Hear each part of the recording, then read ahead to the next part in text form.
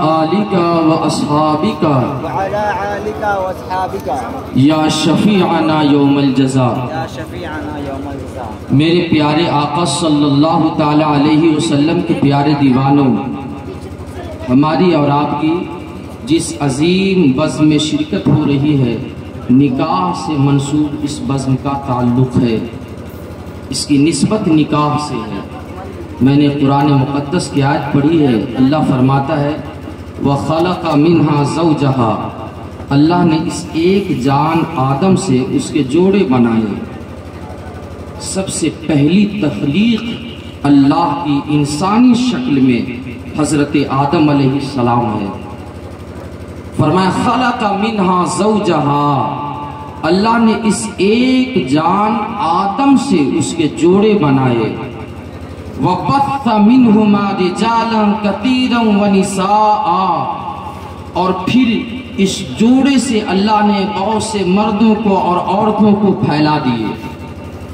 آج انسانی شکل میں جو نظر آ رہے ہیں، انسان کا جو آج وجود ہے، آپ اس کی انتہا دیکھیں گے تو حضرت آدم علیہ السلام پر پہنچتی ہوئی نظر آتی ہے۔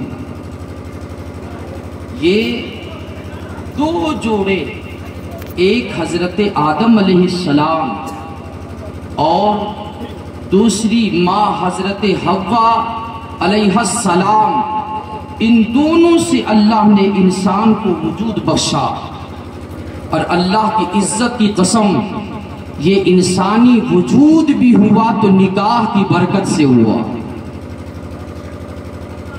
یہ جو مرد بنے، عورتیں بنی، یہ نکاح کی برکت سے ہوئے کہ اللہ نے جنت کے اندر حضرت آدم علیہ السلام کا نکاح حضرت حوا سے کیا، تو پھر انسان بھی بنے، مرد کی شکل میں بھی، عورتوں کی شکل میں بھی، اور پھر انسان اور مرد پھیلا دیے گئے، جسے آج ہم اپنے ماتھے کی نگاہ سے دیکھ رہے ہیں۔ اور ایک بات اور بڑی ذمہ داری سے میں آپ کے فکر پہ رکھوں، آج تقریر کرنے کی غرض سے نہیں، اصل تقریر تو آپ سنیں گے۔ خطیب الہند حضرت علامہ اظہر القادری صاحب قبلہ دامت برکاتہ العالیہ، اور آپ نے مجھ سے پیشرو بھی ایک خطیب حضرت علامہ صابر القادری دامت برکاتہ العالیہ سے سنا ہے۔ اور شاعر ہر دل عزیز فقیر کی یہ عادت نہیں ہے، یہ میں نہیں کرتا ہوں۔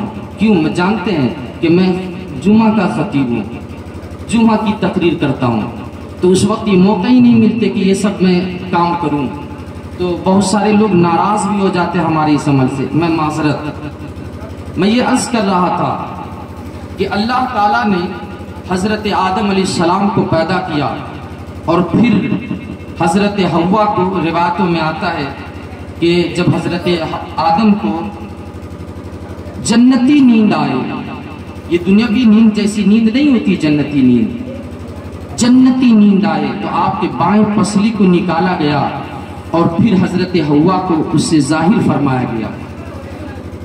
فوراً حضرت حوا جوانی کی دہلیز کو پہنچ گئی، کوئی زمانہ نہ لگا، کچھ دن نہ لگے، حضرت آدم جب اس جنتی نیند سے بیدار ہوئے تو دیکھا حوا ہے۔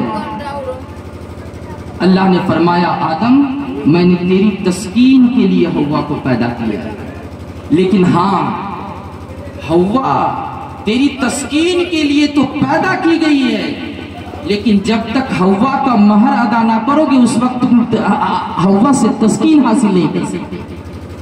اللہ کی بارگاہ میں حضرت آدم علیہ السلام نے عرض کیا، مولا اس جنت کے اندر حوا کا مہر کیا قرار ہو سکتا ہے، کیا قرار پا سکتا ہے؟ اللہ نے فرمایا، بعض مؤرخین نے لکھا کہ 10 بار، بعض نے لکھا 20 بار، فرمایا میرے محبوب نبی آخر الزمان پر 10 بار درود پڑھو، حوا کا مہر ادا ہو جائے گا۔ آج مجلس بھی نکاح کی ہے اور درود کی بات بھی ہو رہی ہے۔ اور ذرا ذہن قریب کریں، ایک بات میں آپ سے عرض کروں کہ انسانی رشتے کا وجود سب سے زیادہ انسان کے خون سے چلتا ہے، سب سے زیادہ انسانی رشتے کا وجود انسان کے خون سے چلتا ہے۔